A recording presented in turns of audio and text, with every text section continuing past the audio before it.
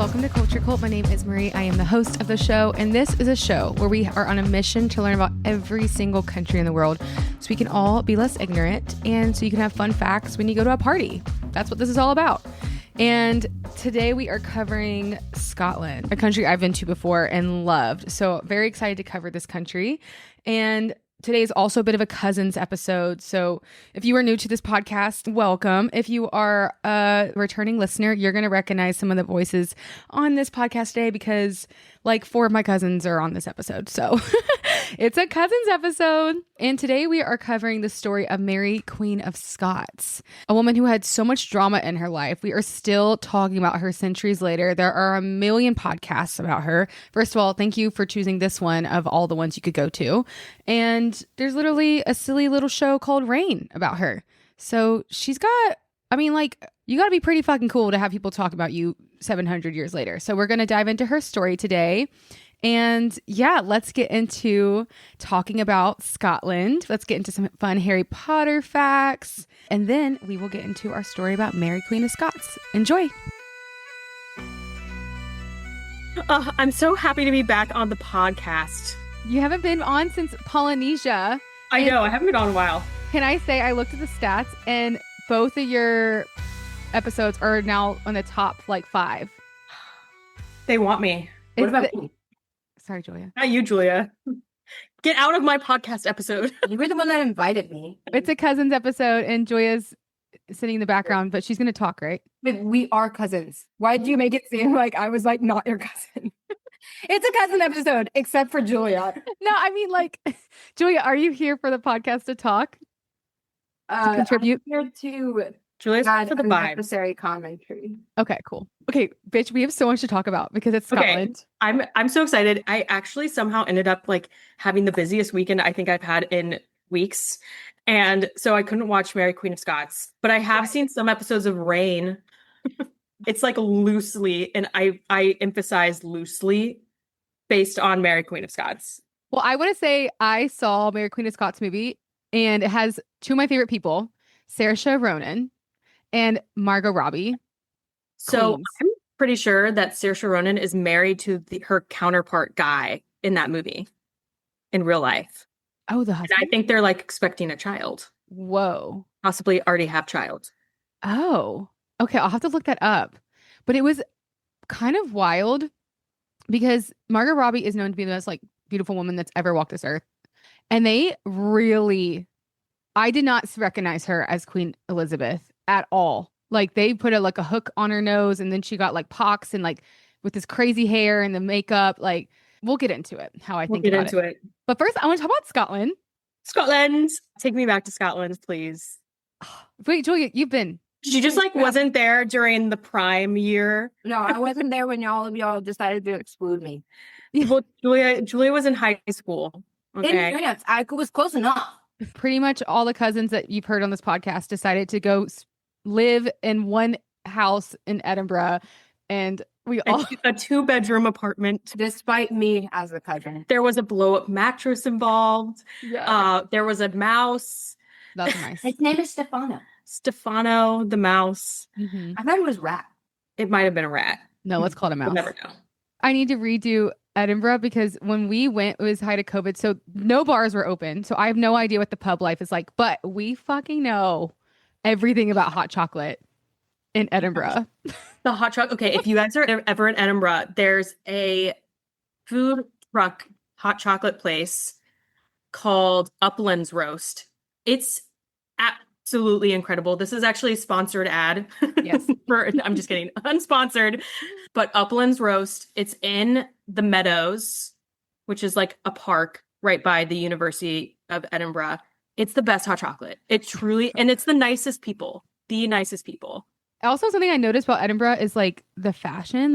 Everyone was wearing such colorful things, and everyone had the cutest dogs. I think that is the place that has the cutest dogs. Everyone has this niche poodle or niche labradoodle, and they have these dog hangouts. Again, I don't know if this is what'd you say? A niche poodle, or is it a poodle that got its hair cut in a niche way? Listen, I'm just saying every dog was no offense to mutts, but these were not mutts. No one owned a mutt in that town. They were real dogs, guys.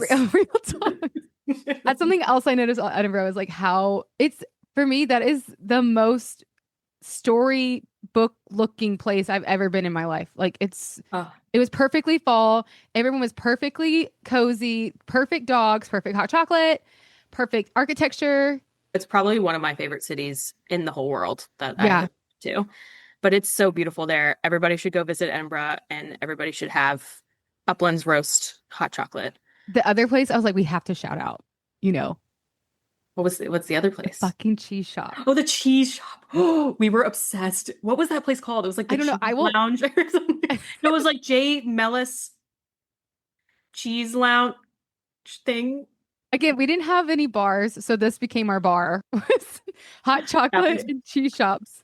Like this cheese shop, like you go in and obviously it looks like any other cheese shop, but like this is exciting because there's no bars. And so we go and in the back they have just cute, like maybe 3 tables that you can have the most incredible French onion soup of your life with wine. It was so good. Oh, take me back. Wait, Julia, do you have a favorite place in Edinburgh? Julia went post-COVID, so she just doesn't get it. Well, post-COVID, but I also fell asleep in like 2 bars while I was there, so I wouldn't be very helpful. See, I should have had that experience. I wouldn't have fallen asleep at a pub. You should have gone during COVID time. No, both nights I was still jet lagged and I was very tired because I had spent 3 weeks in France and I was doing everything. I was driving around. You remember how much I did. Wait, so you were so exhausted from the France vacation, you fell asleep at a pub in Scotland. The thing about our France vacations is that Julia is the best driver. And but I also created the entire itinerary. She was a tour guide. I was a tour guide. But also, like, it was during Fringe. So we went out. We weren't really at bars. We were more during Fringe at Fringe. So wait, can you explain Fringe in case someone knows what that is? Because that's huge in Edinburgh. Yeah. Fringe is basically just where a bunch of small artists, big artists, any of them come together and just perform like throughout Edinburgh, basically. And it's really, really cool. We saw like a Cirque du Soleil, which was awesome. We saw some weird stand-up. Tillman's making an appearance in the Oh my God, Tillman! Wait. This is about to be the mega cousins episode. Hi, Cousin Marie. Okay, we're talking about why we love Edinburgh. Oh my gosh, it's my favorite city in the world. Okay, tell. Oh, well, it was so fun because we're all together as cousins. Yes. And we were kind of in a weird time too, because we're like there like quarantining basically during COVID. So it was just like interesting to be there. And I don't know, the city was just so beautiful and the weather was great when we were there too. And it was just a very special time. What was your favorite place to go that you could go? Like restaurant, like I feel like we really did hang out a lot in the Meadows, guys. Yeah. And the links. The links. I love the links. Yeah, again, because everything was closed. We were technically not supposed to be like have 6 people in one room living in a room. We did. Nobody from the Edinburgh government listen to this podcast, please. Please don't. We were very safe. We all did quarantine for 2 weeks. We did. Something we should talk about is and I will always bring this up anytime I bring up the UK, is what's up with the punk ass teens in Scotland. They smashed our pumpkins. Oh. We also got egged. So the apartment that we stayed in Edinburgh was on the first floor. So we also like had street views from a living room window. So and we would keep it open a lot because we needed nature. Yeah. At all times. Did you have the cat or was that later? Remember the cat cafe? The cat cafe, yeah. Okay, I've been to a couple different cat cafes now, and that's the best one I've been to. Like the coffee, again, hot chocolate was so good. Cats were beautiful. Persians, they had one naked cat that didn't get enough love. So if you're going to go in there, please pet the naked cat. Because if it's still there, it could be adopted. We don't know. Or dead. Julia. I'm sorry. Oh, geez. It's been a while. Get off the podcast. Okay, so now I want to do some fun facts about Scotland. And these are mainly just Harry Potter facts, let's be real. Okay. Okay, first of all, what's everyone's house? According to Pottermore, which I did years ago, I'm a Slytherin. But then I think I did a Pottermore more recently, and I was a Ravenclaw, so up for debate. I always have been a Hufflepuff. I did Pottermore and I got Gryffindor. Okay, this all makes sense. What do y'all think I got? Hufflepuff. Hufflepuff. I was Or Ravenclaw. Someone got it. Mhm. Okay, because it gives you percentages. It said it was 50-50 Ravenclaw, Hufflepuff. Oh, what would the hat have said about this? I know. The hat would not What get would have you chosen if you Yeah. could? Okay, Hufflepuff. Duh. Like, I'm sorry. I'm so sorry, but I don't want to hang around like too many nerds. Like, I can't. And I feel like Hufflepuffs are like low-key the stoners of the group. Like they're not in any of the action ever. Yeah, that's because they mind their Except for business. Cedric. Yeah, Cedric was Rip. our sacrifice. They mind their business and they don't judge. Although they should have judged Harry, because why was that boy destroying everyone's lives? He saved everyone's life. This also caused every problem. Like, Yeah. every time anything happens, it was like, Harry. Harry. Yeah, you did not get your education at Hogwarts while Harry was there. Like you couldn't go to class. How did any of that class graduate? Well, half of them died in the war, so it's not like The war that Harry brought. The last 2 years were the war. yeah, I think Harry traumatized a lot of them. Low key, that would be annoying. You're like, okay, I gotta go to potions class. And they're like, it's closed because Lord Voldemort is coming because he's with Harry. And you're like, God damn like, it, this happens every year. Yeah, I would just stop going back. I'd be like, just text me when Harry's gone. Yeah, literally. I'll repeat later. Okay, now that we all know what we are, I want to spill some Harry Potter facts because honestly, that's pretty much where it all took place in the movies. So let's see. What are my little facts here? Okay, we actually saw this. We went to Greyfriars Bobby. Graveyard. Me and Julia just interviewed this ghost hunter literally yesterday about that graveyard and how fucking haunted it is. Because a homeless man and the poor homeless man who caused Hold on. Okay, so this graveyard that we went to, that is where they found Tom Riddle's name. It's just an inspiration for Tom Riddle. That graveyard that we went to, it's extremely haunted, we found out. And it's because a homeless man wanted to go to sleep one night and he had needed shelter. So he went into this mausoleum, but then he fell through the floor and landed on like 30 bones. Then a grave landed on him, opening the grave. And then ever since then, the entire graveyard has been full of activity and poltergeists. Just wanted some sleep and he ended up releasing all the spirits of the graveyard. Like how terrifying. He fell through the floor. But that graveyard we went to is apparently very, very, very haunted. But that is where J.K. Rowling found there's the headstone of a man who shares the name of Lord Voldemort, Thomas Riddle. And that's literally where Tom Riddle came from. Genius. So I think the story too is like she used to she started writing the book on a napkin in like a little cafe that was very close to where that graveyard is. Cafe. Yeah. But it burned down. Did it? Yeah, recently. That's so sad. Like arson or like just accidental? No, just like ghostly because of the activity. We don't know. That. And then Victoria Street, which is the famous colorful street in Edinburgh, is based off Diagon Alley. And then if you actually want to experience the train that goes to like Hogwarts, it's called the Jacobite steam train. You can take a train and like do that like famous scenery when they're on that like bridge. Yeah. Yes. You could, I was like, that's what we should do next time we go to Scotland. Wait, Marie, how do you feel about they're making an HBO series of Harry Potter? They're like remaking it as an HBO series. Trash. Why? I don't know. It's like, why would you even want to act in that? Like, you're never going to be like Hermione. You're never going to be like Daniel Radcliffe. You are just going to make fun of it. Why? Also, that cast, why would you remake that? You can't undo the masterpiece that was the original movies. Like, who's going to be Snape? Like, no one else can be Alan Rickman. It's true. Nobody else can be Alan Rickman. Everyone, don't watch that shit. Fuck y'all for that. Okay. Also, Dementors were inspired by Scotland's fog and Rowling's depression. She has spoken about her time in Scotland. She battled depression and walked through grey fog drenched streets and influenced the creation of Dementors, which are creatures that embody helplessness and despair. That's not really great tourism for Scotland, but it's so sad. I know. I mean, it's cloudy there all the time. People have seasonal depression in Scotland and places like that. I probably would. Yeah. Which is probably why the teens are punks, because they like need sunlight and vitamin D. Yeah. That's the reason why. They're so fucking scary. Like, if you're a Scottish teen listening to this, please, I want to figure stop out. Hanging out in front of the grocery stores and scaring off the adults. They like That's come in grocery like stores. You don't call it that there. The shops. the shops.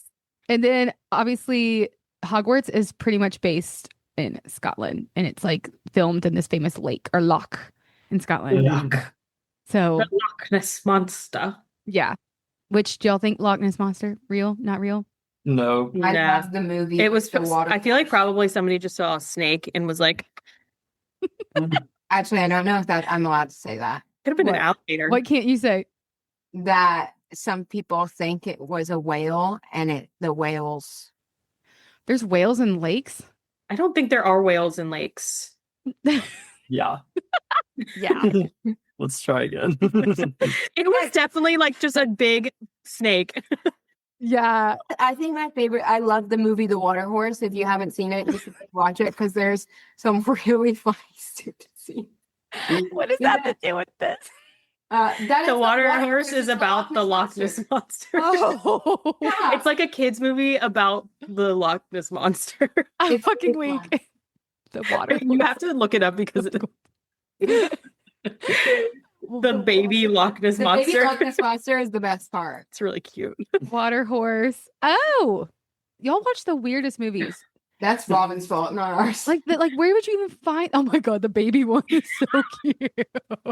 This is part of Scottish history. Why haven't I seen this movie? You should watch it. It's very Please watch niche. it. I really loved it. Okay, so now that we've talked about Edinburgh and the water horse, let's get into our story. Y'all have so much fun. Grace, you get those ratings. Have fun. Okay, so now we're gonna get into the real shit, the good shit. Now that the Mary, peasants have Queen left. of Scots. I just want to preface this. I used to be obsessed with Braveheart in high school. I would ride the school bus listening to the soundtrack and looking out the window and pretending feel I was. like I actually bought a cape. I feel like I remember this phase of your life. Yes, I bought a red cape. I was obsessed with like Highland Scotland. I made everyone watch Braveheart. I made everyone remember at the beach, Yes, I do remember that. which is a fucked up movie to show like little Isabel and Maddie, and Okay, it was better than Sweeney Todd. I did show everyone. I was like really into like dark UK shit. I think back in high school. The themes are together. But anyways, we are going to talk William Wallace in another episode. But first of all, I want to shout out Laura. Laura is my researcher and writer and friend and client and everything to me. Hello, Laura. Thank you so much for writing this amazing story. So, shout out to Laura. Shout out, Laura. Okay, so everyone buckle the fuck up because we're about to dive into one of the most dramatic, chaotic, and straight up unhinged royal stories in history. And that is Mary, Queen of Scots.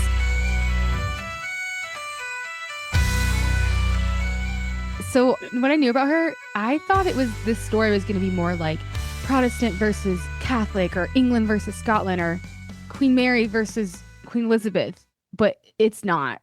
It's actually like more upsetting. Like, so by the end of this story, you're going to either find her as a victim, or a woman who made horrible choices, or a woman who was caught in a really bad time of history.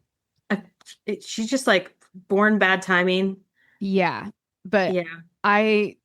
Let's just get into it because I'm not gonna lie, the story pisses me off. Oh. So Will you say the movie was Mary, Queen of Scots movie was accurate? it was Or is it like only a part of the story? no, it was accurate. There's just certain parts of the story that are like, did that happen? And they took those parts and put it in the movie. Okay. So, but it's not like they were wrong. There's parts of the story that people don't know if it happened.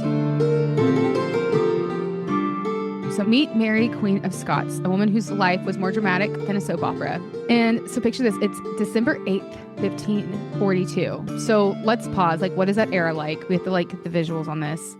If you look up that fashion, I think it's not cute. It's very not my favorite. It's huge, Restrictive. puffy sleeves. Yeah. And I feel like a lot of people have seen pictures of like Queen Elizabeth and like yes, her neck is like squeezed into those collar things. yes, they have like massive chokers, like dog collars that that they put dogs in when they have And for to why? wipe their butt. Like that's what they have around their whole neck. And I mean, the men's fashion isn't bad, but the women's is not for me. So what's happening in the world around this time? So in 1542, California was, quote, discovered by Europeans. They're just slaughtering Native Americans. The Mexican town of Merida was discovered. Again, slaughtered Native Mexican people. Where Spaniards found the town of Merida around this time, and Catherine Howard was beheaded by King Henry VIII around the year that she was born. So King Henry VIII is Elizabeth's father. Okay. Yeah. So I just want to give a sense of what we're working with here and what the year is. So December 8th, 1542, baby Mary pops into existence at Linlithgow Palace in Scotland. Now, here's the thing. Things get very wild off the bat because her dad, King James the, is that a 5 or 6? The V. Her dad dies 6 days after she was born. And just like that, after a week old, Mary became Queen of Scotland as a baby. So first of all, let's talk about Mary's mom. Her name's Marie. Hey, Marie de Guise. She is beautiful. She's tall, gorgeous, and frankly, very sexy, and everyone loves her. And she was very sought after to the point where King Henry VIII asked her multiple times to become his wife. And Mary's mom, Marie, was a big person. I guess they didn't know how to say the word tall. She was yeah. So he stated in a letter to her, I need a big wife. And that's how he proposed to her. He's quote saying, I'm a big man and I need a big wife. And Mary's mom, wrote back saying, I may be a big woman, but I have very little neck, which is such a clapback. That's her referencing the fact that, like, yeah, I might be a big woman, but my neck is too small to be hung. Oh, she said that shit. Headed? Yeah, she said that shit back to King Henry. Honestly, slay. Oh, what a 1500s like insult. I may be a big woman, but I have very little neck. We need to write down a bunch of like old insults to use in our day-to-day lives. Yes, say this if an abusive man wants you to marry him and calls you a big woman. Yeah. Say that back. If that ever happens to you. So she was a badass. Like, she has her own story, but we're not going to get to that today. But she's a badass, and she had no problem telling off King Henry VIII. So her mom is gorgeous. We love her. Back to Mary. So because Europe in the 1500s was basically like Game of Thrones, it was just one big political chess using real people as pawns. Everyone started fighting over, well, who is this baby Mary going to marry? Already, she should get that straightened away. Her great uncle, Henry VIII of England, tried again. And he was like, why doesn't she just marry my son, Edward? And then we can finally low-key control Scotland. And the Scots were like, fuck you, no. So this didn't work out. He's been denied by Mary's mom. He now was like, let's get my son to marry your girl. And they said no. So he's pissed. And he throws the ultimate temper tantrum, which just means a war. And this war is called the Rough Wooing. And it's basically because Scotland and France were getting kind of chummy at this point. And King Henry saw like this control was getting out of his grasp. So he throws a war. It's bloody. It's annoying. It's just another English-Scottish war called the Rough Wooing. But he decided to attack Edinburgh, actually. And that did not work. The Scots were not impressed. And they were like, you know what? Fuck this. Let's now ship Mary off to France. Enter beautiful French music. In 1548, she actually marries the French prince instead. She actually brings, these are like these 4 girls, and then they call the 4 Marys. She brings the 4 Marys with her to France, and these are her homies for life. Is it weird they're all called Mary? I only have friends named Mary. Like, imagine if like you only have friends named Grace. One friend named after you is fine, but 4 is a lot. Like, what do y'all even call each other? Mary 1, Mary 2, Queen Mary, Mary 3. Queen Mary. Queen Mary, Mary 3. It's just fucking weird. I'm like, are these just her friends and they happen to all be named Mary? Or did she just only choose these girls because they're named Mary and now they're all forced to like live life with her? But these girls are loyal as fuck. The 4 Marys plus Queen Mary all go to France. And it turns out France is the best. Like, it just is. France. We love France. Love France. J'aime France. And just like we love France, so did fucking Mary. Mary thrived there. This was totally her Emily in Paris moment, except that show was stupid. But I hated that show. I thought I could not watch it. I'm sorry. I just really didn't like it. I know there's a lot of big fans out there, but it wasn't for me. Emily's annoying. My issue wasn't with Emily. My issue was with how they wrote her, because in every single episode, she sleeps with someone. It's someone's brother. It's someone's boyfriend. It's someone's cousin. It's like she can't just find a random man. It has to be people that are linked in her own circle. And it was every episode that everyone's falling over her. And I was like, this is weird. She slept with her best friend's boyfriend. And then that same girl, she slept with her brother. Come on. That's just upsetting. Yeah. It's upsetting. But that ain't Mary. Mary would never. Mary, I don't know. Let's just get into this first. Yeah. I don't know anything yet. Yeah. But she grew up in the fancy French courts with King Henri II's children. Mm-hmm. And she learned multiple languages, French, Italian, Spanish, Latin, Greek. She became best friends with the Princess Elizabeth, the French one, and was basically living her best life. She learned poetry, played instruments, rode horses. And at 15, she finally married her 14-year-old Dauphin Francis when his dad died. So Mary became the Queen of Scotland and France. Slay. 15. I have to stop saying slay, guys. It's okay. I can always edit out. I was really against it for the longest time, and then I started saying it. But it makes sense. Slay goes for so many things in life. But it doesn't work with this. So while she's 15 and ruling 2 countries, I was 15 watching Braveheart and wearing a cape. What were you doing at 15? Going to boarding school. Okay, that's pretty cool. Actually, in France. In France. I was Mary. One of the Marys. One of the Marys. So, yeah, she got married to Dauphin Francis and just a bit jealous of her childhood. Her childhood was fantastic. But also, I want to preface the King of France loved Mary. Like, he talked about her all day, was like, she's brilliant, she's beautiful, to the point where his wife, I can't remember her name, but Catherine. Catherine de Medici. Wait. Something Italian. Catherine de Medici. Yeah. The king's wife really low-key hated Mary and couldn't wait for her to leave because she was taking attention away from her daughter and her family. So just like this is starting to be a trend. Like Mary is smart and beautiful, and she will be a threat to many, many people. And so, unfortunately, Mary's life couldn't stay too good because her husband Francis dies of an ear infection. Yeah. In 1560, which I think only like 2 years after they were married, right? Yeah. Anything could take you out back then. Ear infections, man. They suck. So I get it. Yeah. So Francis wasn't just like her husband, like they grew up together. So like kind of like brotherly, it was a friend. And so this really, really hit her hard. This poor woman became a widow at 18 because medical care, not good. And with her husband dead, the mother-in-law, Catherine Medici, was like, all right, time for you to leave.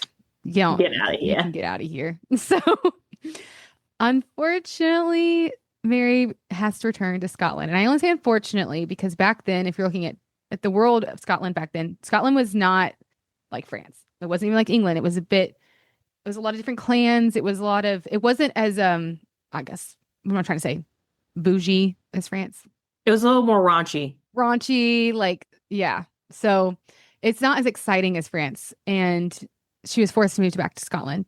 And I mean, at this point, she's pretty much French. She's not really even she probably doesn't even relate with Scotland. She's like been there since she was 6 and grew up in a Catholic France. And Scotland at this point was Protestant. Mm-hmm. So her and the 4 Marys all returned. And Scotland was very complicated. Again, she grew up in Catholic France. Scotland had become Protestant through the Protestant Reformation. And it was just very, very awkward that they're now queen. A woman is now taking control over Scotland, and she wasn't even Protestant. Which most of the story is kind of hard to comprehend because nowadays, like religion it's like whoever, whatever, do whatever you want. Yeah. But it was like, it played a big role back then. Yeah. And even all the wars that happened in like Ireland in the 90s, it was because of religion, right? Yeah. I think religion did play a big part in it because Northern Ireland's Protestant. Yeah. So regular, real Ireland, not real Ireland. they're all in Ireland. Cutting that out. Ireland, the Republic of Ireland, yeah. Now the Republic of Ireland. Yeah. So I find it a bit hard to like comprehend why so many things are going to be at stake in the story because of religion. But I think in this region of the world, like Ireland, Scotland, UK, like it's just very important to them that you are one or the other. And so, but the cool thing is, this is what I thought, Mary. I thought before I knew this story, I thought Queen Mary was this like bloody queen who killed people because they weren't her religion. Really? I thought that's what Bloody Mary meant. I just maybe I think Bloody Mary is a different Mary. Oh, wait, let's look that up real quick. We're doing a little research. I'm pretty sure Bloody Mary was a English queen. Yeah, Bloody Mary, Queen Mary the First Ooh, of England and she Ireland. looks not fun. Different queen. This was in the early 1500s. This was also known as Mary Tudor. She was one of the Tudors. Oh, okay. So really the same time period. Well, okay. Well, then I really didn't know who Mary Queen of Scots was. But anyways, my point of bringing that up is she's chill. She literally is chill. She gets to England, or no, she gets to Scotland, and she's like, guys, I don't care. I don't care if you're Protestant. I don't care if you're Catholic. I'm going to keep being Catholic, but y'all do you. I don't care. Which is crazy back then. Like that's a power move to be like, guys, I just do you. I'm just going to do me. She was But just that trying to live. yeah, literally. She's like, I She just got wanted back to from live. France. Like so this went okay for a while, but it did piss off one person. Fucking John Knox. Have you heard of him? That name sounds extremely I familiar, know. but I I feel don't like know what role this person played. I think he was like he became a leader in the Scottish Reformation. So like he's just really Protestant Okay. and honestly unhinged preacher. He's the worst and he's going to be play a very big part of Mary's life. So we need to remember him. And he just hated women. He spent most of his time screaming about how women shouldn't rule anything ever. He loathed Mary, a Catholic woman ruling his country, and he Okay. wanted to ruin her before she could even get settled into Scotland. And this week would become one of her first enemies. So let's keep this guy in mind. But besides John Knox, everyone fucking loved Mary. She's again tall, gorgeous, gorgeous. She's like red hair, just like, and also very charismatic, very cool, can speak all these languages. Just everyone liked her except for John Knox.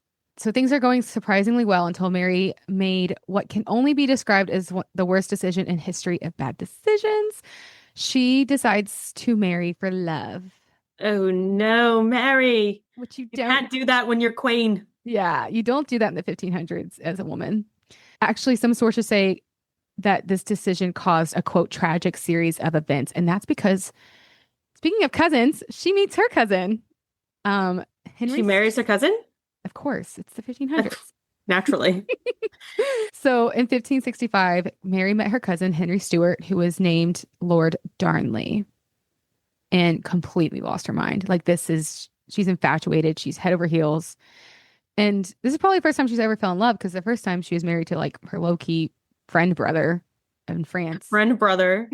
And now she's like, my jeans. Yeah. My jeans. My jeans. God, I look We good. share some I DNA. know. Could she be narcissist? Because like all of her friends are named Mary.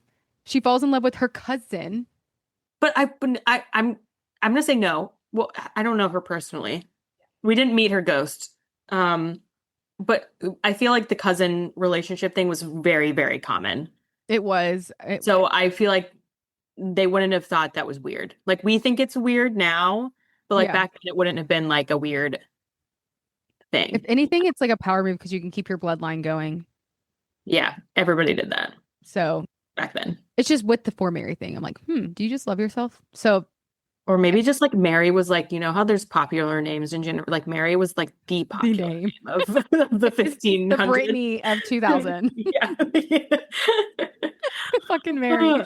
Okay, so this is gonna be the fuck boy who ruins her life, which happens to everyone. I think everyone listening could think about. Everybody has a fuckboy who ruins their life. Yeah, and that's Lord Darnley for her. And like all fuckboys, all of her friends were warning her. She got many, many, many warnings before starting to date him that people were like, no, no, no, no, no. I know he's cute. We know he's sexy. He's very charismatic, but he's a mess. He's a hot mess. And she just didn't care. But she loved him. She was infatuated. Let's say She was infatuated. Like she was young, guys. I don't blame her. She just is a human. She finds a hot guy. She wants to fall in love. She doesn't know this guy's going to be the precipice of her downfall. So this woman who had been successfully navigating complex international politics since childhood, took one look at this tall, pretty boy and decided to marry him again for love in the 1500s. I feel like at this point in my life, tall, pretty boy, I'm like, all right, let's go. Is that the way? I think Queen Elizabeth did the cool thing of she was called the Virgin Queen. She was not a virgin, but she Oh, she never married, She had right? as many suitors as she wanted because she knew if she marries someone, they will try to usurp her and take her throne and her power because men are men. Yeah. So she did end up dying with no children, which no heir, but she played it smart. Mary did not. And um, Laura wrote, "You're a queen girl. What are you doing?" So no one likes this choice. But he wasn't just a bad choice. He's a catastrophically bad choice. He was weak, he was entitled, and he was a huge alcoholic. Oh In no. the movie, they had this turning point where like the wedding was so beautiful. She's looking at her husband and she's like, fuck, he's hot. And I they need to start, look up the cast of. yeah, he's pretty handsome. He's pretty handsome. I guess that's her husband, Saoirse Ronan. I wonder if he's the one who played. You can keep going while I look at this cast. Well, in the movie, at least, there comes a scene where, again, she's looking at him and she's like, God, I chose good. And they start to have performers do a dance. And he is so drunk, he starts to like mock the performers and is like falling into the performers. And she has this look on her face in the movie of dread, of just knowing in that moment she made the wrong choice. Oh no. I don't know if that Also, happened in real life, but I thought, Charlie is her real life, Saoirse Ronan's real life husband. really? Yes. Oh my God. That is so cool. But I wish I had known that before because then it'd make it like even more intense, you know? Saoirse Ronan is married to Jack Lowden, I think his name is. Wow. I love Saoirse Ronan so much. So yeah, terrible choice. He was weak, entitled, and heavily an alcoholic. And you just don't want that in a court that already is like, there already are some conspirators, some people like John Knox who are just waiting to bite, who are waiting for her to fuck up. And then you marry a fuck up. That's not going to go well. Yeah. So Mary, after the lust and honeymoon phase wore off, which was very quick, by the way, she started to see this and she realized he was a loose cannon and he started getting jealous of how loved Mary was and how powerful she was. And he was not liked. He was not liked and not wanted. And he was never going to be king. Let's be for real. So Mary gave him a little sympathy and made him king consort, but that didn't have any power and that pissed him off even more. And that's when, I don't know if Laura wrote or I wrote this, but I wrote strong women need strong men. And this was not a strong man. So things got really dark fast. Darnley became insanely jealous of Mary's secretary, David Riccio. Now, everyone does think he's gay in real life. Like we think he's gay. In the movie, David Riccio and Darnley sleep together. Oh. So that is another rumor that he was not just jealous of Mary's friendship with David Riccio, but he actually was sleeping with him. Interesting. He was gay too. But that's not really historical. But there are a lot of things that point to David Riccio actually just being gay, and that's just her gay best friend. But Darnley was jealous, and he thinks they're having an affair because they spend a lot of time together. Again, he's gay, most likely. And so when Mary gave birth to a child, there was a rumor that it was David's and it wasn't Darnley's, and that was enough for Darnley. So at this point, the court is starting to whisper and conspire. Like the people who hate Mary are starting to like find the weaknesses, which would be Darnley, who now has a bone to pick with Mary. So what does Darnley do? Darnley and a bunch of men lure David into having dinner with Mary. So at this dinner, it's Mary, Darnley, and David. Mary finds this weird that Darnley's at dinner with them because she's like, we don't fucking like each other. I don't ever have dinner with you. What are you doing here? She knew something was kind of up, and he had conspired with other nobles to murder Riccio in front of Mary. Oh. Pulled out guns. They held Mary at gunpoint, and they grabbed David and they stabbed him an ungodly amount of times, blood spraying everywhere in her friend's body. And I remember this story from the castle. Yes. And this is where, when we went to Holyrood, which is a beautiful castle in Edinburgh, we went in this room and there was a little template on a stone saying someone got stabbed there. That we were in the room. In that room where that happened. Right. We were in the room. I remember like seeing that and I was like, oh, that's sad. But I didn't I remember that part of the tour. Yeah. Yeah. So that room we were in is where like I had dinner and David was grabbed and stabbed to death and she watched that. I feel like we need to go back to Edinburgh and like do that tour again because we know things We know things. I just like that. Give me chills when I first read that. I was like, wait, I was in that room when that happened. Not when that happened. I'm like, wait, I'm the murderer. We were in that room, which is like, this is what makes history so cool, is like when it actually can come to life and you can be in these spaces. Oh, wow. It makes Europe so cool. Let's be for real. That's what makes Europe.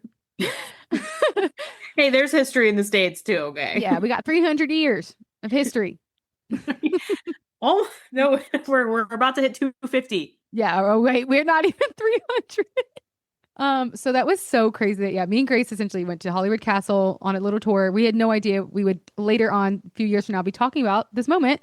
So cool. And what's not cool is that watching your best friend be stabbed to death in front of you. And they said that Darnley couldn't look, that she was screaming at him to look, like, look at him.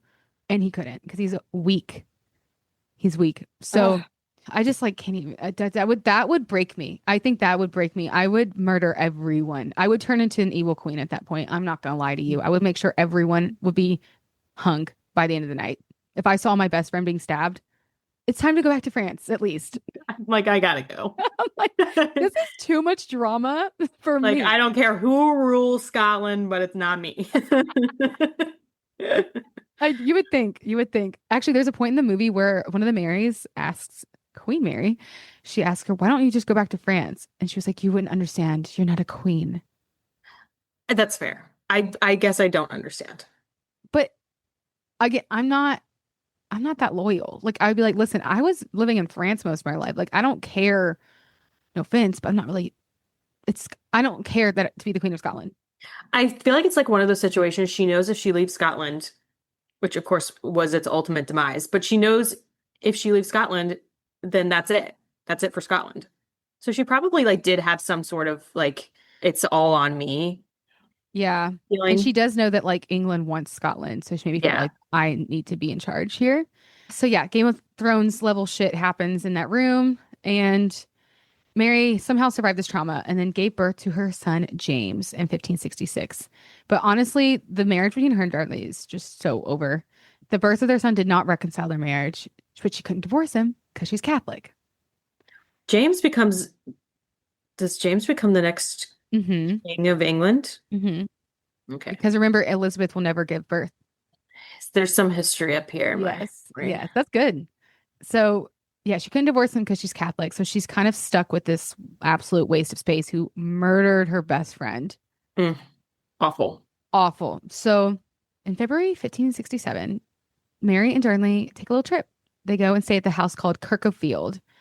And suddenly that night, Mary says, oh shit, I have a wedding. She's like, I gotta go. So she leaves. Oh, all right. And leaves that day. That night, while Darnley was asleep, the entire room that he was in explodes in the middle of the night. But Darnley's not dead yet. No. So the weird part is Darnley's body was found in the garden later and he wasn't dead. So someone had strangled him, but there's no burn marks. He escaped the explosion only to be murdered. And I think they blew up the room to make it seem like, oh, he got blown up. No, that's what I'm thinking. As a detective. As a freaking watcher. As a detective that I am. Of Law and Order. And I have a lot of experience, okay? I've seen all 25 seasons of Law and Order SVU. Up. I've watched all of Criminal Minds. I have watched almost all of CSI Las Vegas. Wait, you've seen all 25 seasons of every Law and Order, SVU, Criminal Intent? No, just SVU. So why SVU? Because like I love just classic Law and Order.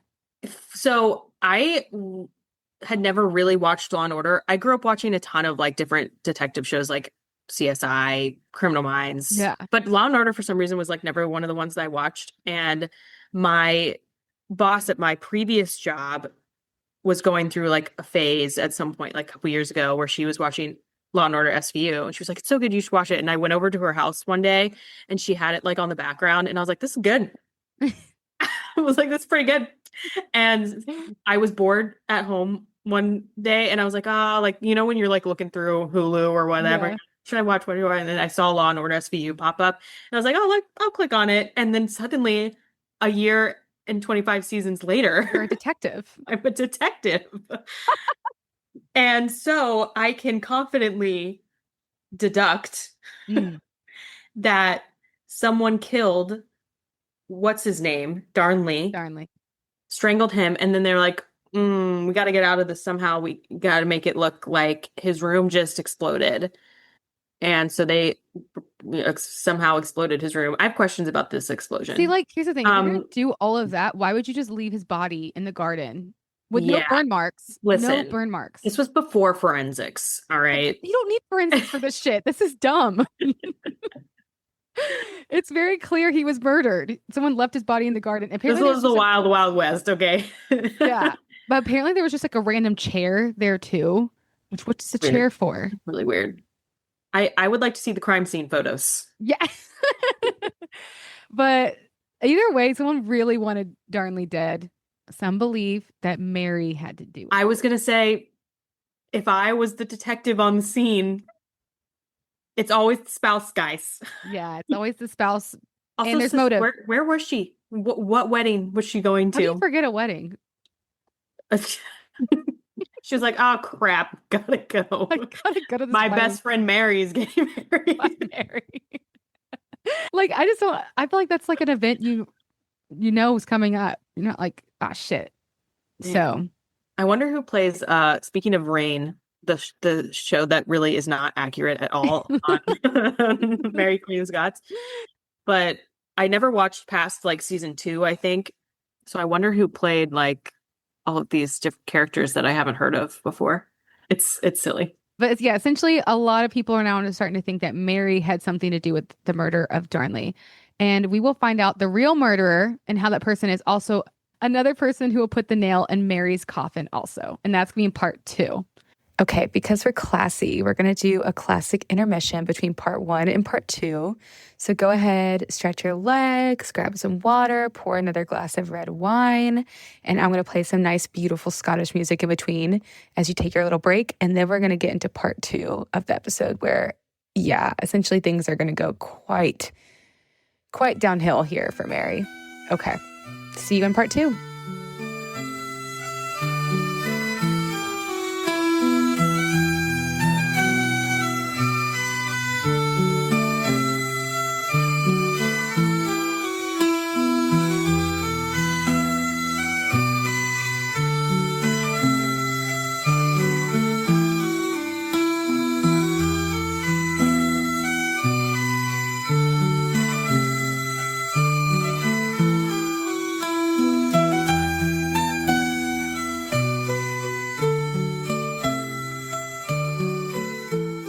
Okay, so this is part 2 because her life is long and dramatic. So, who murdered Darnley? Who murdered Darnley? So, the prime suspect was James Hepburn, Earl of Bothwell. He Never was heard of him. I never heard of him. He was basically Mary's chief military guy and possibly her lover. It's giving Mary still is involved. Yeah. Yeah. So this is basically her chief military guy and possibly her lover. And this is where Mary makes her second catastrophic bad decision. 3 months after Darnley's suspicious death, she marries the guy everyone thinks murdered him. No. She fucking marries Bothwell. Bothwell. What an awful name. And listen, we've watched Snapped, we've watched Law and Order, we've watched all this shit. What you don't do after your partner dies is marry someone. Very suspicious behavior. And marry someone very quickly. Yeah. If you have motive too, like you're in jail. Immediately jail. Immediately. Immediately jail. Let me tell you, the people on Law and Order would never let this happen. No. They would have caught her before she married Bothwell. That's for damn sure.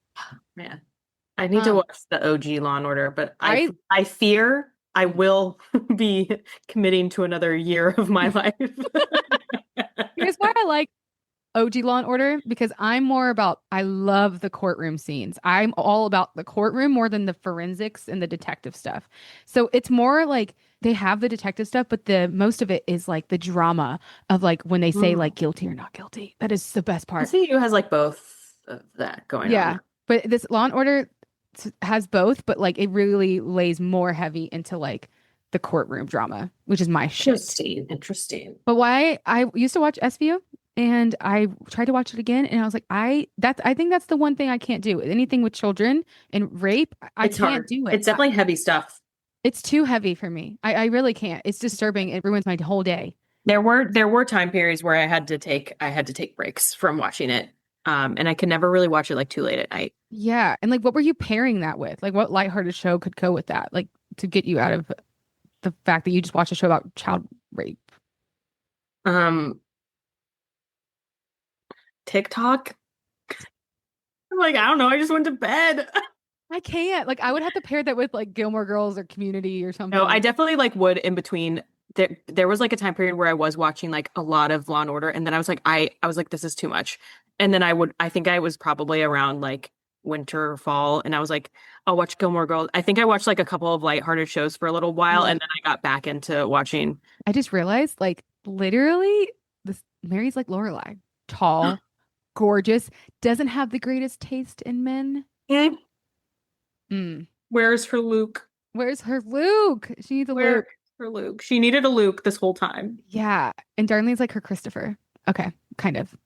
And Bothwell, okay, I'm imagining Bothwell. Remember in Gilmore Girls when that like she dates her dad's like employee and he's like that Oh, weird yeah, what was his fucking name? dude? It was like a weird name too. Yeah, just that weird dude that was not close to like her standards. Yeah, he was like so. I forgot his name. It's kind of This is sketchy. really gonna bother me. Let's look up Lorelai boyfriends real quick. Oh my God, Max Medina, hot. Jason Styles. Okay, so if you are following Gilmore Girls, I really think, I really think Lord Bothwell is very, very much like Jason Styles in Gilmore Girls. He's kind of short and like stocky and just kind of like fucking creepy. Yeah, sleazy. But she would like just dated like the hottest guy of Scotland. So it's just a weird jump. Okay. So, but here's the thing in history. So some people will say that she went and married this Lord Bothwell guy and they've been lovers before Darnley died. Other people, and the one I kind of think is true, is that he raped her and forced her into a marriage. And I will get into a little bit of his story, but he's a fucker. He's not a good guy. And I do think he raped her. Oh my glob, this is a case for SVU. I'm gonna bring it back. I like, but also that's awful. But I could see, at this point in history. Listen, history loves to hate women, and I'm sure they love to make this, to spin this, that she just married Lord Bothwell. But I do think she did murder Darnley. It is leaning that way. But then Lord Bothwell, who was been rising the ranks for a long time, I think he saw an opportunity, and he had taken her to his castle, separated her and her child, raped her, and then forced her into marriage. And they showed that in the movie, which I was like, okay, cool. They took that route. They rolled with that one. Yeah. After learning about Lord Bothwell, which we will learn more about him, I think that's what happened. So that's what makes this more of like, oh shit, this is fucked up and sad. Laura writes in the notes, Mary, sweetie, I cannot stress this enough. You need a PR team. I want to meet Laura. She needs a PR team, like stat. Somebody help her. What happened to all her friends named Mary? Yeah, what? They are not a good PR team. They're not helping her. Nice. You had one job. Yeah. So at this point, this is really where things start to go down. The Scottish nobles have absolutely had it with Mary's choices. They were like, okay, we tolerated the first bad marriage, then the traumatic murder dinner, and then the suspicious death. But now you're going to marry the suspected murderer, aka Lord Bothwell, who's we know is trying to get power. And that's where they drew the line. So the Protestant lords, aka who's in charge of that? John Knox. John fucking Knox sees an opportunity and decides to confront Mary's army and ends up defeating Mary's forces at the Battle of Carberry Hill and basically told her, you give up the throne or else. So at this point, Mary was like, okay, fine. Okay, fine. Take my throne. And she's imprisoned at Lochleven Castle, where they force her to give up her queenship in favor of her 1-year-old James. But James. Mary was apparently incapable of staying put and lying low, so she escaped the castle in 1568 with the help of some supporters. Did she flee to France, where she had connections? Did she go anywhere else? No. This bitch was like, I'm here to fight. And she raised an army to get her way back to the throne. But she lost the battle. Naturally. And then she made her third monumental stupid decision and she fled to England to ask her cousin Elizabeth I for help. Now I want to pause here and talk about Elizabeth because I know like there's this huge rivalry between them, but there really isn't. It's just that this whole time Mary is very highly aware that actually Mary has the right to the throne and not Elizabeth. Mary this whole time has had more right to the English throne than Elizabeth. Elizabeth just happens to have the throne. But here's the thing, Mary doesn't want the throne. She's fucking just trying to survive. But her whole court is full of men, and men suck, and men are ambitious, and they are spinning these lies to Elizabeth that she needs to get rid of Mary, because Mary really technically does have the right to the throne. So before I go on, what happened to Bothwell, her rapist lover, third husband? Where did he go? He fled to Europe. As he was fleeing to Europe, his boat got turned in the wrong direction, and he ended up in the one place he absolutely should have never been, which England. No, Scandinavia. Oh, how did he actually modern day Denmark. And this is the worst place for his ship to land. Why? Well, back in 1559, he fell in love with a woman named Anna Throns. Anna came from a noble Norwegian family, and her father was a prominent Norwegian admiral. So, prominent family. They became engaged, and they left Norway, excited for their futures. But guess what? Bothwell was fucking broke. He was a broke fuckboy. He didn't actually have any money. He was destitute, actually, and he started treating her like shit and made her sell all of her valuables. Oh, no. So she turned around to Norwegian Admiral Dad and was like, this guy sucks. Look what he's done to me. Pissing him off. Meanwhile, while he's engaged to Anna, he starts another relationship, gets married to another nobleman's daughter, and starts totally ignoring his engagement with Anna. So he's playing two fields while broke. This is all before he met Mary. This is his past. I'm glad. So then he marries this other lady. Then they get divorced because he's sleeping with all the servants. He sucks.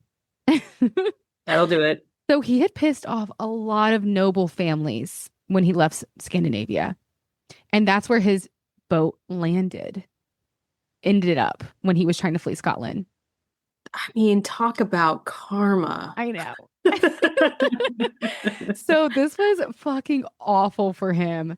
He has this new title of being a husband killer, murdering Mary's second husband. Plus, he failed to repay Anna Throne's diary, and he had pissed off all these other nobles. So he was taken to prison. And he has to be a reporter at this time. Oh, I know, right? Like to work for People Magazine at this point. You're like, and then you'll never guess where he landed. You'll never guess where he landed. And so he was taken to prison and has probably one of the worst imprisonments I've heard of. He was just tied to a pole, but where they tied him was to the point where he couldn't really stand. And he was like that for a decade. Oh my God. They tied him to a pole where he was like crouched down, couldn't stand for a decade. And he went mad, as anyone would. Naturally. And he died. What? All right. Okay. He survived another 10 years being strapped to a pole and eventually died by going insane. So do you think now like he might have raped Mary, or do you think she actually liked him? I really don't know. I think detective. Listen, it's hard to make these deductions without all the evidence. I mean, character. I'd have to sit down with him. I mean, he's tied to a pole. I feel like with that backstory, he definitely seems like someone who would do anything to get into some sort of position of power or money situation. So I think it's likely that it could have been the rape situation, which is awful, but not unlikely. But that being said, it's like, we don't know what the history was. We don't know. Did Mary like whisper in his ear for her husband to be killed. We don't know. We don't know. Yeah. I do think that one is a bit true, but I just don't see her marrying this guy And if immediately because they were also rumored to have an affair beforehand, so it's like, yeah. But it still could have been. We don't know. I think it's yeah, definitely a good theory. Yeah, he sucks. So we do know strong theory. So he's dead. So back to Mary running to Elizabeth for help. Huge mistake. Mary thought Elizabeth would be sympathetic since they're both queens dealing with difficult nobles. What she really didn't realize is that Elizabeth and her whole court saw Mary as a massive threat, especially now that she has an heir. So there's double reasons why Elizabeth should not be the queen. And many Catholics considered Elizabeth illegitimate because they didn't recognize Henry VIII's marriage to Anne Boleyn. Yep. In their eyes, Mary had a stronger claim to the English throne than Elizabeth did. So Mary was a threat. So she pretty much ran to her enemy's arms. So when Mary showed up for asking for help, Elizabeth was basically like, thanks, but actually, I'm going to keep you prisoner for the rest of your life. And I'm going to kill you. So that's exactly what happened. Thank you for making it easy. You made this so easy. So for the next 19 years, Mary was moved from castle to castle, all under house arrest. Now, it wasn't like Lord Bothwell's situation where she was tied to a pole, crouching for 10 years. She spent her time doing embroidery, writing letters, possibly regretting every single decision she'd ever made since she left France. Can't believe married cousin. Can't believe killed cousin. Can't believe married murderer. Cannot believe. Why did Francis have to die of an ear infection? No, for real. For real. If Francis had just not died of the ear infection. Like, we can fix an ear infection. Buck up. Imagine how different history would be. This would not be her life. She would have been in France living it up with wine and cheese and dancing and had a beautiful French son. Like, now, Catherine Medici probably would have been a problem for her. Like, politically, like, I could see some drama happening there, but she would not be in this situation. No. It would be completely different. Ever since she left France, everything went to shit. Oh, man. She's doing all right, except she's always been highly active, and they don't really let her ride her horses, go outside a lot. So, plus how dreary Scotland is, her health deteriorated fast. This woman who was known for her beauty, her charisma, is now aging at an insanely fast rate. She's gaining weight and her legendary beauty fades. She aged into an old woman due to stress and lack of physical activity. And this just was not the same. Learn anything from this. Work out. Work out. Like, this is actually an ad. Go on walks. Go on walks. Get your vitamin D. Get your vitamin D. And don't marry bad men. Yes. Yes. So be mindful when dating. This is now when, like, Mary couldn't accept her fate quietly. She kept getting involved in plots to overthrow Queen Elizabeth at this point and put herself on the English throne because, I mean, she has nothing to do. And she has nothing to do besides plot, which is kind of like, no shit. And unfortunately for Mary, Elizabeth had one of the most ruthless and brilliant spy masters in history working against her. And his name was Sir Francis Walsingham. And I want to time out and quickly mention this book that I read this summer that was so good. And it's called A Tip for the Hangman. And I did not know that at this point, but that was about him, Sir Francis Walsingham. Spy master? Yes. About how they eventually are going to catch Mary. And it's about like him, the whole spy ring. And it was so I good. Would love that book. No, Grace, we have the same taste. You would love this book. I would love it. And one of the spies is actually the famous theater writer who was in the same loops as Shakespeare. Of course, I can't remember him now. I'll probably do an excerpt and explain the book in real life. You need to read that book, Tip for the Hangman. You get a totally different perspective. I think I've heard of that. Maybe you told me about this before. It's very good. So I highly recommend that book. And let me tell you, this guy was a mastermind. Francis Walsingham was Elizabeth's Secretary of State and basically the 16th century equivalent to the head of the CIA. He had spies everywhere: France, Spain, Italy, Scotland, Turkey, and North Africa.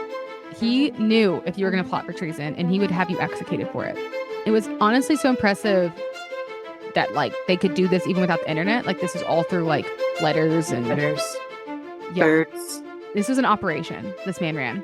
The guy operated on the assumption that everyone was trying to kill Elizabeth, so he was ruthless, and he really wasn't wrong. He used double agents, prison informants, cryptographers, and even invented early forms of propaganda and disinformation. This man was centuries ahead of his time in terms of intelligence gathering. And Walsingham had particularly an obsession with Mary, Queen of Scots. He saw her as the single greatest threat to Elizabeth's reign and basically made destroying her his life's work. Wow. And that's, again, who she ran to when she needed help. Gosh. So Walsingham made this his mission. So the final straw was something very famous. It's called the Babington Plot of 1586. And this is where his genius shines. He created the perfect trap for Mary. So at the time, Mary was being held at Chartley Castle under strict surveillance, with all of her ways of communication supposedly blocked. But Mary was determined, because again, she is stuck inside and has nothing to do. She thought she had found the secret communication route of slipping letters in and out of the castle through hidden beer barrels. But surprise, Walsingham was reading every single letter. He even had his cryptographer decoding everything Mary sent. So why is this called the Babington Plot? This is where Anthony Babington comes in. Now, this guy has a fascinating backstory. He actually served as a page boy in the castle that Mary was held captive in. So he was pretty much her servant. Apparently, also, he thought Mary was really hot at this time. And she wasn't looking hot. So that means that's how beautiful she was. Yeah. That like her at her worst was, he was looking at that and was like, okay, she's pretty good looking. So during his little servant phase, Anthony Babington went on a no-betting adventure around Europe. During this time, he met another man named Thomas Morgan. This is a lot of names, okay? But this is all for the plot of Walsingham. Thomas Morgan was a huge fan of Mary. Thomas manipulated Anthony into working for him and convincing Anthony to carry letters to Mary. So the plot keeps thickening. Babington was like, okay, I'm going to get out of England, actually, because I'm Catholic and people are about to wring my neck because of it. Oh my God, there's so many names. He met another man named Robert Poley who offered him to help get him a passport to France. And what Babington didn't know was Poley was secretly working for Walsingham, the CIA, pretty much. The poor kid thought he found another Catholic who could help him escape, but he actually walked right into the spy master's trap. Anthony, this whole time, was still a fan of Mary. He wanted her to be free because he thought she was hot and she was Catholic. And he wanted Elizabeth dead. He didn't know that he had befriended a bunch of spies for Walsingham, essentially. So let me break this down again. So Mary is a servant. Mary's servant thinks Mary's is hot. The servant's also Catholic. And so he's like, I probably need to leave England. The guy who's like, I'll get you out of England and give you a passport is a man named Robert Poley. Robert Poley works for Walsingham and then convinces him actually to go back to Mary and start being the one that he sends letters to. So he has that many spies that no matter where he went, you probably were befriending a spy for Elizabeth. So Babington wrote to Mary about his plans to assassinate Elizabeth and free her from imprisonment. And Walsingham was like, yes, this is exactly what I want. This was working exactly how he wanted it. And Mary wrote back the words that will be her death sentence. She said, set the 6 gentlemen to work. What does that mean? I don't know. It's Old English, but it essentially means, hell yes, murder Elizabeth and come get me. And Walsingham, again, found the letter in the beer barrels, decrypted it, and was like, fuck yeah, I got Mary. Oh no. And this is all in the book, A Tip for the Hangman. So finally, after years of trying to prove Mary was plotting against Elizabeth, he had her confession in her own handwriting. And John Knox, I'm sure, is screaming with happiness. He's like, yeah, we can finally kill this bitch. So now Elizabeth's court has enough evidence to finally convince Elizabeth to kill Mary. Because Elizabeth, like Loki, didn't want to ever kill her.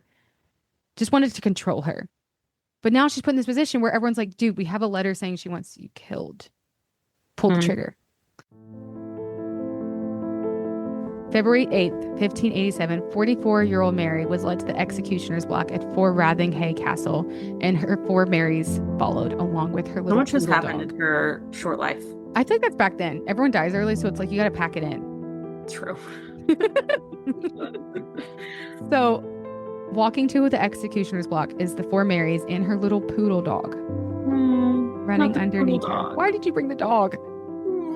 Unfortunately, this execution is going to go down as one of the most botched executions in history. It took 3 swings of the axe to fully behead her. The first one just hitting her on the head. I did know that. I did remember that. When they finally sliced off her head, the executioner grabbed her head, pulled her head up to the crowd, and her wig came off, revealing her gray, balding scalp underneath. So even in death, Mary couldn't catch a fucking break. Oh no. And the little poodle, ran away and out from under her skirt. So the irony is while Mary spent nearly 2 decades in prison, ultimately lost her husband, her son, James VI of Scotland, became the James I of England when Elizabeth died childless in 1603. So in the end, Mary's bloodline ended up ruling Scotland and England, just not the way she expected. So the crazy thing is that historians still argue about this today, about Mary. Was she a tragic victim, or was she really, really bad at making decisions? Did she actually help murder Darnley, or was she framed? Was she raped, or did she really marry Bothwell? And we will never know for sure. What we do know is that Mary, Queen of Scots, lived one of the most chaotic lives in royal history. She was Queen of Scotland at 6 days old, Queen of France at 16, widowed at 18, remarried for love at 22, witnessed a brutal murder of her best friend while pregnant, became a suspect in her husband's death, married the prime suspect, lost her throne, fled to her cousin who imprisoned her for 19 years, and was eventually executed for treason in one of the most famous botched executions in history. Mary, Queen of Scots is proof that you can be smart, you can be educated, you can be politically savvy, but still making absolutely terrible life choices with hot guys or will become your death. And that's the story of Queen Mary. Oh my goodness, Mary. I feel like I actually knew a good amount of that story. And I feel like the last time I was on this podcast, I had no knowledge, but this time I had like a little bit more of that background. Yeah. I think everyone lightly knows her story. Yeah. But all the little details about her and like how her story's told is so different. It really had not as much to do with Elizabeth versus Mary, though it did. It did. And it didn't have much to do with Catholic versus Protestant. Those are the 2 things that got people working against her. But her decisions with men is what killed her, which is fucking infuriating because someone like King Henry VIII made horrible decisions over and over, never got killed for that. Like, you can't catch a break as a woman back then. It was tough. It was tough out there. So I find her as a victim. I'm like, hello, we've all made bad decisions in love.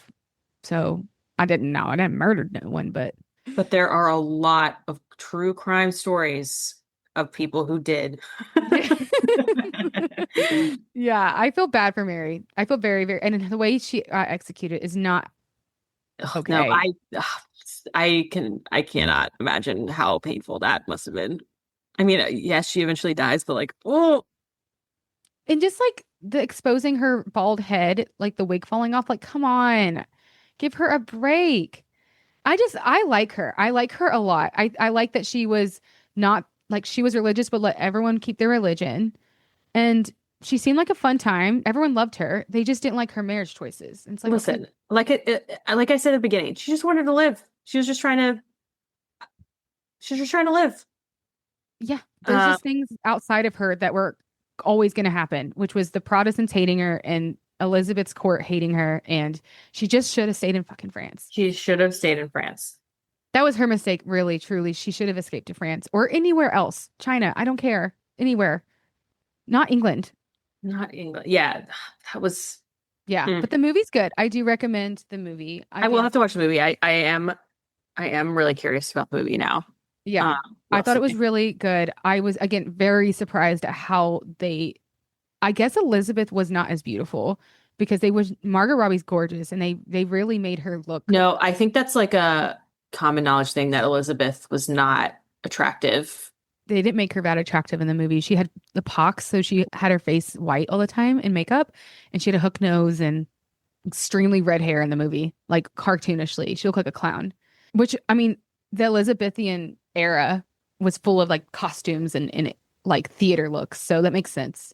Yeah, so her story is still captivating people over 400 years later with movies like Mary, Queen of Scots with Margot Robbie, hello, And also Rain. Literally Rain is based off this woman. So Definitely not historically accurate. no, but also I just feel like that's so cool because it's like, fuck you, John Knox. Everyone knows Mary Queen of Scots and no one knows your name, you know? No one knows your name, although it did sound familiar to me. I mean, again, familiar, but everyone knows Mary.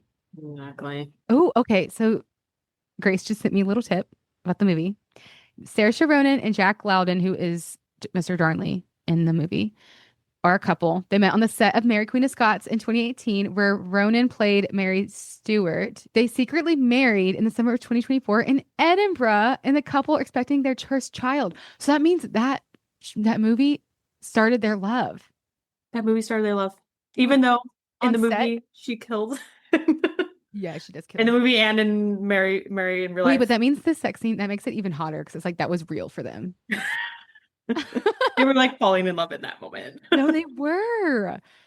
But then there's a point where like I think he slaps her and it's like, yeah, it's like gets kind of toxic in the movie. And she murders him. But they made it. They made it They out. made it in real life. Made it in real life. Okay. So that is Scotland. Anything you want to say? Wait, was it with you that I watched that like really depressing Scottish movie? Yes. We watched a Scottish horror film and it was really, really. That was him in the movie. Wait, really? Jack Lowden. Is he Scottish? Yeah, I think he's Okay. from Edinburgh. Wow, good for him. Saoirse Ronan is Irish though. Yeah. Yeah. I love her. I love her so much because of the movie Hannah. That is one of my top movies. That is to this day one of my favorite movies. It is so sick. It's so good. The guy who plays her dad in that movie just did a new show on Netflix. That's like it's about like it's like a Yellowstone murder mystery. That is him. I thought I recognized him. It's It's Hannah. He honestly looks the same. Yeah, wait, that's been a long time since that movie came out. And so does Saoirse Ronan. She looks fantastic. Like she looks gorgeous. Maybe she should come on this podcast and talk about this love affair. Saoirse, come on the podcast. I mean, we should have her on. You DM her. Be like, hey, I covered nothing to lose. Mary Queen of Scots, and we actually kind of just talked about you and Law and Order the whole time. So do you want to come on? Whoever can get Saoirse on the show and hope that we're pronouncing her name properly. Oh God, what is this whole time I didn't? And she was like, I was going to come on the show, except that for your American accents. She's like, except for all our Americans. Couldn't do it. Oh man. Well, do we have anything to say to our Edinburgh people, our friends in Scotland? We'll be back, Edinburgh. We're going to make a comeback. We're coming back. Maybe we'll do like a mini episode while we're there. Go back to Holyrood Palace. Actually go to a pub. We should get you should get one of those like mic things so that we can talk while we're walking through Holyrood. Yeah. And I want to find the drunkest Scottish man to interview.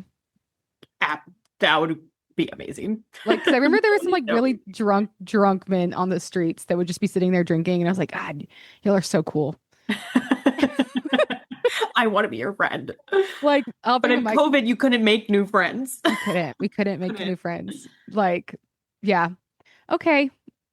Cheers, y'all. Yay, we did it. Wow. If you made it to the end of the episode, y'all all get history points. All of you, because that is a very big story that we just listened to. And yeah, even if you knew something about Mary Queen of Scots, hopefully y'all learned a little bit more or something different, because I definitely had her story wrong. If you actually want like a different side of that story, again, I highly recommend reading the book A Tip for the Hangman. It's about a supposedly true story about Kit Marlowe, who is a famous playwright that wrote alongside Shakespeare, who ended up becoming a spy. And it's about that whole espionage spy ring that Walsingham created.